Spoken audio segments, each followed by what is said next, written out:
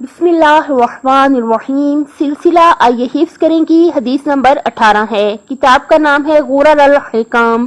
قال علی علیہ السلام لا کنز انفع من العلم، لا کنز انفع من العلم، لا کنز انفع من العلم، لا کنز انفع من العلم، لا کنز انفع من العلم.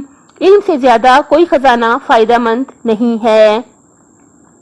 لا کنز انفع من العلم، لا کنز انفع من العلم، لا کنز انفع من العلم، لا کنز انفع من العلم، لا کنز انفع من العلم.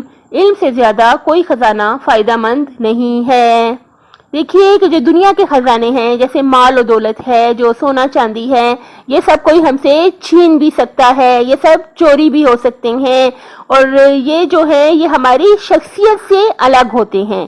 دیکھیں سونا چاندی جو ہے یہ ہمارے جسم کا، ہماری شخصیت کا ہمارا حصہ نہیں ہے، لیکن جب ہم علم حاصل کرتے ہیں تو یہ جو ہے ہماری شخصیت کو نکھارتا ہے.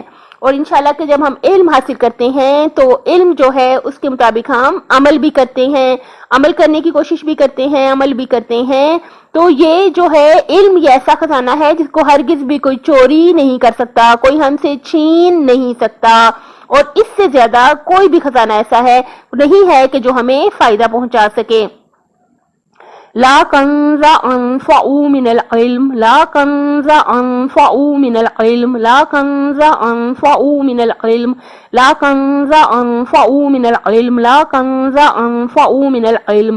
آج ہم نے الحمدللہ رب العالمین لا حول ولا قوت الا باللہ العلی العظیم، ماشاءاللہ لا قوت الا باللہ العلی العظیم. حدیث نمبر 18 آج ہم حفظ کر رہے ہیں. حدیث کو نمبر کے ساتھ پکا اٹیچ رکھیں تاکہ انشاءاللہ جب ہم 40 حدیثیں پوری کریں تو ہم 40 کی 40 اکٹھی زبانی ریوائز کر سکیں. وہ تب ہی ہوگا جب ہم ایک حدیث کو ایک دن میں یاد کریں اور ایک سے زیادہ کی کوشش نہ کریں، صرف ایک حدیث ایک دن میں یاد کریں اور نمبر کے ساتھ اس کو پکا اٹیچ رکھیں. اور انشاءاللہ اپنی 40 حدیثیں مکمل کریں اور اپنے آقا مولا علی علیہ السلام کے دست شفقت سے، استاد مہربان آقا مولا علی علیہ السلام کے دست شفقت سے بہت اچھا سا پرائز ضرور حاصل کریں. قال علی علیہ السلام لا کنز انفع من العلم، لا کنز انفع من العلم، لا کنز انفع من العلم، لا کنز انفع من العلم، لا کنز انفع من العلم. حدیث نمبر 18 کون سی ہے؟ لا کنز انفع من العلم، لا کنز انفع من العلم، لا کنز انفع من العلم، لا کنز انفع من العلم، لا کنز انفع من العلم. علم سے زیادہ کوئی خزانہ فائدہ مند نہیں ہے. علم حاصل کرتے ہوئے صرف یہ دیکھ لیا کریں کہ اس کا دنیا میں کیا فائدہ ہے، اس کا آخرت میں کیا فائدہ ہے. ہمیشہ وہ علم حاصل کریں کہ جس سے ہماری آخرت بہت اچھی ہو جائے، جس سے ہماری دنیا بہت اچھی ہو جائے. لا کنز انفع من العلم، لا کنز انفع من العلم، لا کنز انفع من العلم، لا کنز انفع من العلم، لا کنز انفع من العلم. علم سے زیادہ کوئی خزانہ فائدہ مند نہیں ہے.